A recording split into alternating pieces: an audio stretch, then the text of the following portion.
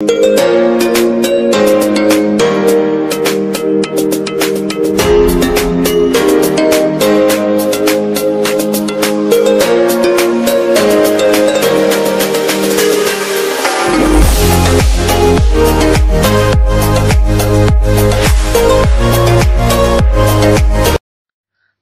നമുക്ക് cake bake ചെയ്യേണ്ട pan ഒന്ന് റെഡിയാക്കി എടുക്കാം.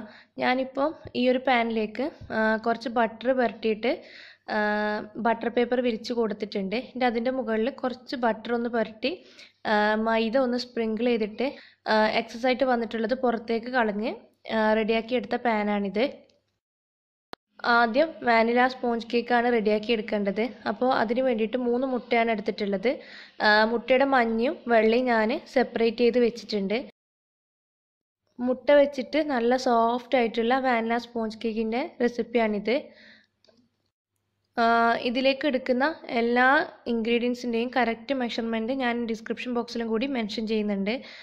ഇനി ഇതിലേക്ക് 1/2 കപ്പ് പൊടിച്ച പഞ്ചസാര ചേർത്ത് കൊടുക്കണം. കുറച്ച് കുറച്ചായിട്ട് ചേർത്തിട്ട് മിക്സ് ചെയ്തെടുക്കുക.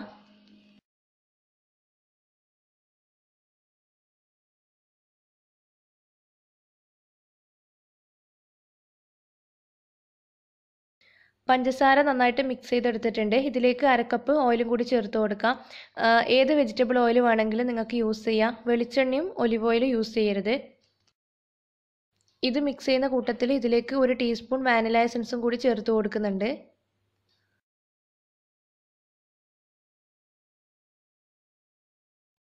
നന്നായിട്ട് തന്നെ യോജിപ്പിച്ചെടുക്കുക.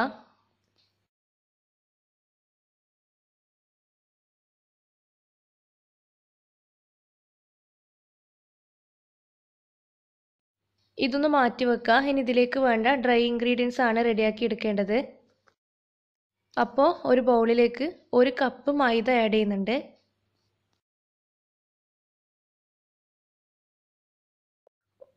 1 ടീസ്പൂൺ ബേക്കിംഗ് പൗഡർ ചേർത്ത് കൊടുക്കുക. ഇനി ഒരു 1/4 ടീസ്പൂൺ ബേക്കിംഗ് സോഡ ചേർത്ത് കൊടുക്കുന്നുണ്ട്.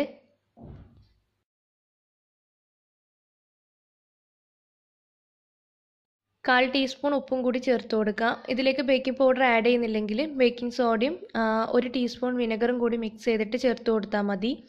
ഇനി ഈ പൊടികൾ 2-3 പ്രാവശ്യം നമുക്ക് അരിച്ചെടുക്കണം. മിനിമം 2 പ്രാവശ്യമെങ്കിലും നിങ്ങൾ അരിച്ചെടുക്കുക. അരിച്ചെടുത്തതിന് ശേഷം ഞാൻ കാണിച്ചു തരാം.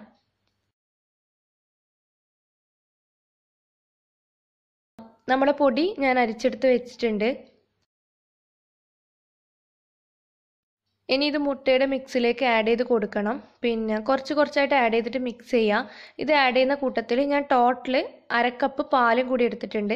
അത് കുറച്ച് കുറച്ചായിട്ട് ചേർത്ത് കൊടുക്കണം. എന്നിട്ട് വേണം മിക്സ് ചെയ്തെടുക്കാൻ വേണ്ടിയിട്ട്.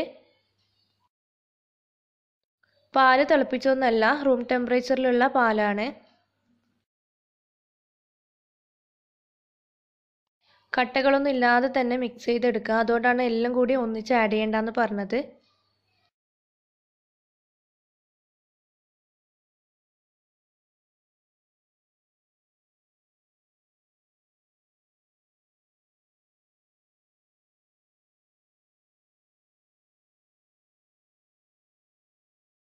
മൈദയിൽ കട്ടകളൊന്നും ഇല്ലാതെ നന്നായിട്ട് തന്നെ മിക്സ് ചെയ്ത് വെച്ചിട്ടുണ്ട്. ഇതൊരു ഭാഗത്തേക്ക് മാറ്റി വെക്കാം. ഇനി നമ്മൾ മാറ്റി വെച്ച വെള്ളം ഒന്ന് ബീറ്റ് ചെയ്തെടുക്കണം.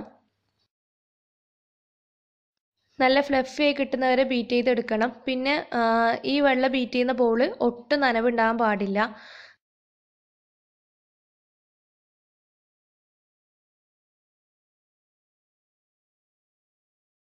ഇതൊന്ന് ബീറ്റ് ചെയ്തതിന് ശേഷം ഇതിലേക്ക് 2 ടേബിൾ സ്പൂൺ ഷുഗർ പൗഡറും കൂടി ചേർത്തിട്ട് നന്നായിട്ട് തന്നെ ബീറ്റ് ചെയ്തെടുക്കുക. ഇപ്പം നമ്മുടെ മുട്ടയുടെ വെള്ളം നന്നായിട്ട് ബീറ്റായി വന്നിട്ടുണ്ട്.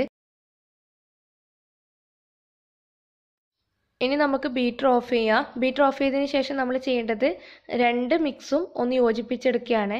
അപ്പോൾ അതിന് മുന്നായിട്ട് നമ്മുടെ കുക്കർ ഒന്ന് പ്രീഹീറ്റ് ചെയ്യാൻ വെക്കണം. ഞാനിത് കുക്കറിലാണ് റെഡിയാക്കുന്നത്. അപ്പോൾ ഇതിലേക്ക് 1 കപ്പ് ഉപ്പ് ചേർത്ത് കൊടുത്തിട്ടുണ്ട്.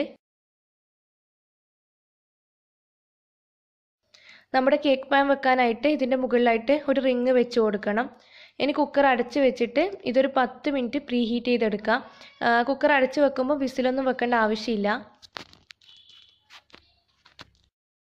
കുക്കർ പ്രീഹീറ്റ് ചെയ്യാൻ വെച്ചിട്ടുണ്ട്. ഈ സമയത്ത് നമ്മൾ നേരത്തെ റെഡിയാക്കി വെച്ച മഞ്ഞയുടെ മിക്സിലേക്ക് വെള്ളം കുറച്ചായിട്ട് ഇട്ടിട്ട് ഫോൾഡ് ചെയ്തെടുക്കണം. ഒരു ഡയറക്ഷനിൽ തന്നെ ഫോൾഡ് ചെയ്തെടുക്കാൻ ശ്രദ്ധിക്കുക. കുറച്ചായിട്ട് ഇട്ടിട്ട് ഫോൾഡ് ചെയ്തെടുത്താൽ മതി.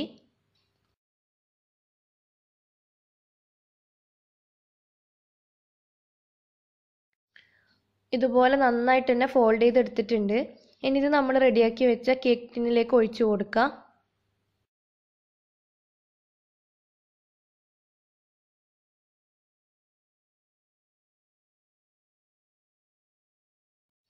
കേക്ക് ടിന്നിലേക്ക് ഒഴിച്ചു കൊടുത്തതിന് ശേഷം ഒന്ന് ടാപ്പ് ചെയ്ത് കൊടുക്കണം, എയർ ബബിൾസ് ഒക്കെ ഒന്ന് പോയി കിട്ടാൻ വേണ്ടിയിട്ട്.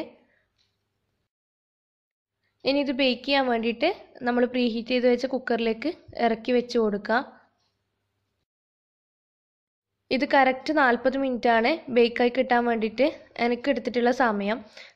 പിന്നെ ഇത് വെക്കുന്ന സമയത്ത് നല്ല ലെവലിൽ തന്നെ വെക്കാൻ ശ്രദ്ധിക്കുക. കേക്ക് ടിന്ന് ചെരിഞ്ഞു പോകാനൊന്നും പാടില്ല. അങ്ങനെ ചെരിഞ്ഞു പോയാൽ കേക്കും ചെരിഞ്ഞു പോകും. ഒരു 30 മിനിറ്റ് കഴിഞ്ഞതിന് ശേഷം ഒന്ന് ഓപ്പൺ ചെയ്ത് നോക്കാം. ഒരു സ്ക്വയർ വെച്ചിട്ട് ഇൻസേർട്ട് ചെയ്ത് നോക്കിയാൽ മാവ് അതിലുണ്ട് എന്നുണ്ടെങ്കിൽ അത് വെന്തിട്ടില്ല. ഒരു 10 മിനിറ്റും കൂടി വെച്ചാൽ മതി. ഇത് ലോ ഫ്ലെയിമിലാണ് വെക്കേണ്ടത്. ഇനി കുക്കർ അടച്ച് വെച്ചിട്ട് 40 മിനിറ്റ് നമുക്ക് ബേക്ക് ചെയ്തെടുക്കാം. വിസിലൊന്നും വെക്കേണ്ട ആവശ്യമില്ല. ഇപ്പോൾ 40 മിനിറ്റ് കഴിഞ്ഞിട്ടുണ്ട്. ഒരു സ്ക്വയർ ഇൻസേർട്ട് ചെയ്ത് നോക്കാം.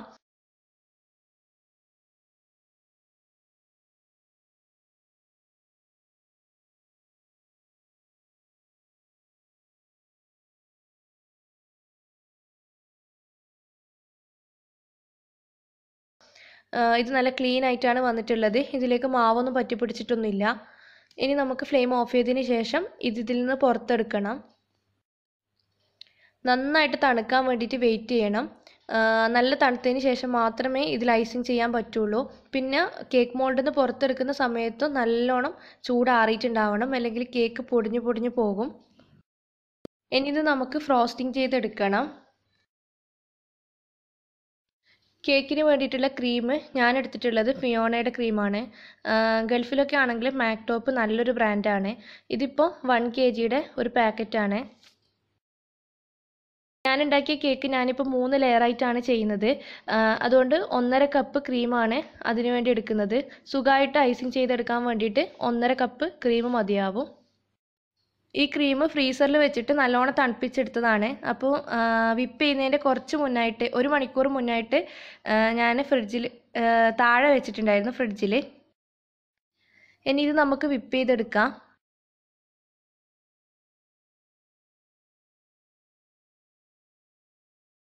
ആദ്യം ഒന്ന് ചെറുതായിട്ട് വിപ്പ് ചെയ്തതിന് ശേഷം ഇതിലേക്ക് 2 ടേബിൾ സ്പൂൺ ഐസിങ് ഷുഗർ ചേർത്ത് കൊടുക്കണം.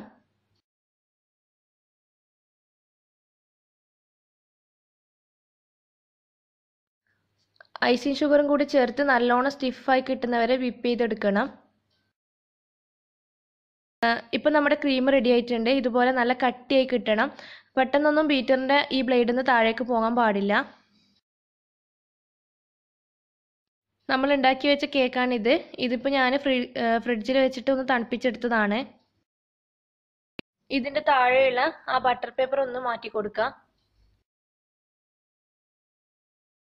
ഇനി ഈ കേക്ക് നമുക്ക് കട്ട് ചെയ്തെടുക്കണം. ഞാനിപ്പോൾ ഇത് 3 ലെയറായിട്ടാണ് കട്ട് ചെയ്തെടുക്കുന്നത്.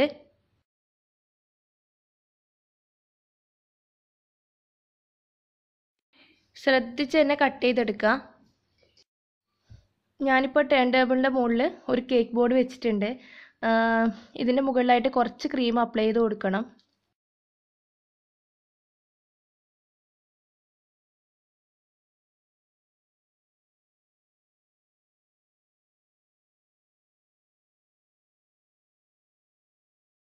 അതിനുശേഷം ആദ്യത്തെ ലെയർ കേക്ക് വെച്ച് കൊടുക്കുക. അതിലേക്ക് ഷുഗർ സിറപ്പ് അപ്ലൈ ചെയ്ത് കൊടുക്കണം. ഞാനിപ്പോൾ ഒരു 1/2 കപ്പ് വെള്ളത്തിൽ 2 ടേബിൾ സ്പൂൺ ഷുഗർ നന്നായിട്ട് മെൽറ്റാക്കി എടുത്തതാണ്.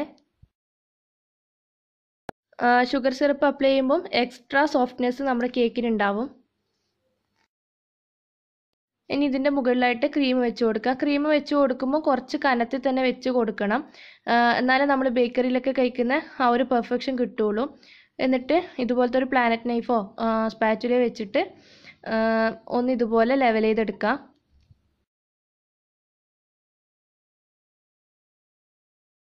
ഇതിൻ്റെ മുകളിലായിട്ട് ഞാൻ കുറച്ച് ബ്ലൂബെറി ഗ്ലേസ് ഇട്ട് കൊടുക്കുന്നുണ്ട്. ഇത് കേക്കിൻ്റെ ഐറ്റംസൊക്കെ വിൽക്കുന്ന ഷോപ്പിലൊക്കെ കിട്ടാനുണ്ട്.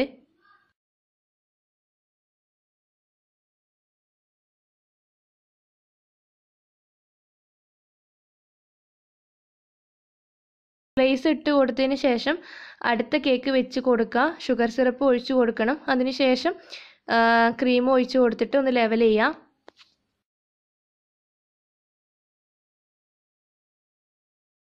വീണ്ടും ഗ്ലേസ് ഇട്ട് കൊടുക്കുക. അതിനുശേഷം അവസാനത്തെ ലെയർ കേക്ക് വെച്ച് കൊടുക്കണം. ഇതിപ്പോൾ എനിക്ക് ഒരു പാർട്ടും ഇതിൽ നിന്ന് കട്ട് ചെയ്ത് ഒഴിവാക്കേണ്ട വന്നിട്ടില്ല. നല്ലോണം മൊരിഞ്ഞ് പിന്നെ ബ്ലാക്ക് കളറൊക്കെ ആയിട്ടുണ്ടെന്നുണ്ടെങ്കിൽ അത് കട്ട് ചെയ്ത് ഒഴിവാക്കിയിട്ട് വേണം കേക്കിലേക്ക് വെച്ച് കൊടുക്കാൻ വേണ്ടിയിട്ട്. ഇനി നമുക്ക് ഇതൊന്ന് കോട്ട് ചെയ്തെടുക്കണം. ആദ്യത്തെ കോട്ടിങ് നമുക്ക് ചെയ്തെടുക്കാം. നല്ലോണം ക്രീം വെച്ച് കൊടുക്കാം. എല്ലാ ഭാഗവും നന്നായിട്ട് തന്നെ കവർ ചെയ്തെടുക്കണം.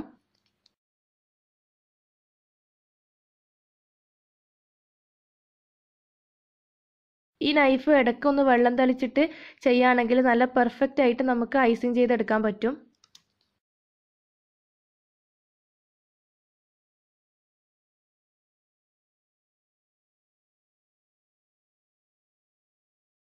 ഇപ്പോൾ ആദ്യത്തെ ക്രം കോട്ട് ഞാൻ ചെയ്തിട്ടുണ്ട്. ഇനി ഇതിൻ്റെ സൈഡിലൊക്കെയുള്ള അധികം വന്ന ക്രീമൊക്കെ ഒന്ന് എടുക്കണം.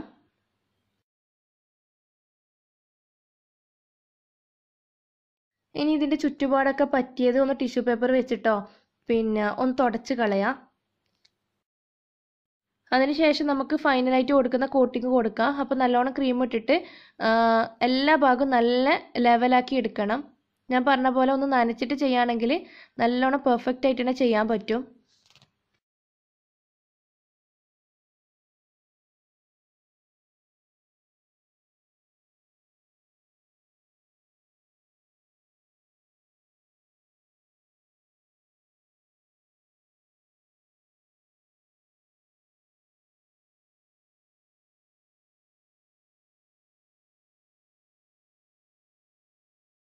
ഇപ്പം ഞാൻ കംപ്ലീറ്റ് ഫ്രോസ്റ്റിംഗ് ചെയ്തെടുത്തിട്ടുണ്ട്. ഇനി ഇതിൻ്റെ സൈഡ് ഒന്ന് ഇത് വെച്ചിട്ട് ഒന്ന് വരഞ്ഞു കൊടുക്കുക. അപ്പോൾ നല്ല ലൈൻസൊക്കെ കാണാനുണ്ടാവും.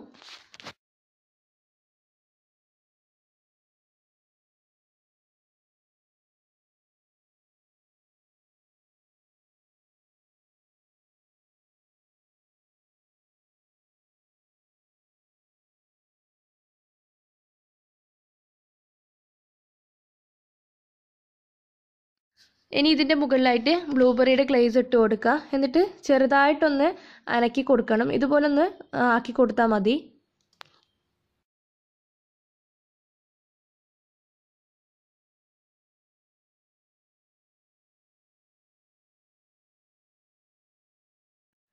നിങ്ങളുടെ ഇഷ്ടം പോലെ നിങ്ങൾക്ക് ഡിസൈൻ ചെയ്തെടുക്കാം. ഇതിന് ചുറ്റും ഞാനിപ്പം ഇതുപോലെ ചെറുതായിട്ടൊന്ന് വരച്ചു കൊടുക്കുന്നുണ്ട്.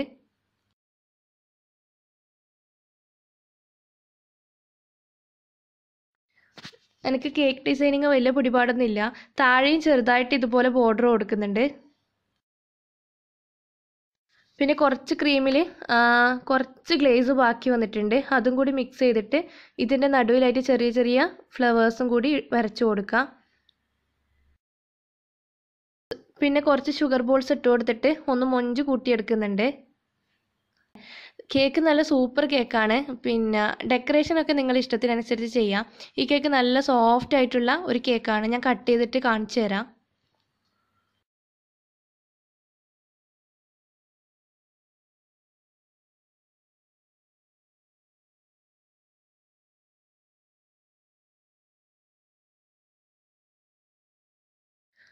ഇതിൻ്റെ ഉള്ളിൽ കണ്ടില്ലേ ബ്ലൂബെറിയുടെ ഗ്ലേസ് കാണാനുണ്ട്. നല്ല ടേസ്റ്റ് ആയിട്ടുള്ളൊരു കേക്കാണ്. അതുപോലെ നല്ല സോഫ്റ്റ് ആയിട്ടുള്ള കേക്കാണ്. എന്തായാലും നിങ്ങൾ ട്രൈ ചെയ്ത് നോക്കിയിട്ട് ഫീഡ്ബാക്ക് പറയണം. പിന്നെ ഡെക്കറേഷനൊക്കെ നിങ്ങളുടെ ഇഷ്ടത്തിനനുസരിച്ച് ചെയ്യാം. അപ്പോൾ ട്രൈ ചെയ്ത് നോക്കിയിട്ട് ഫീഡ്ബാക്ക് പറയാം.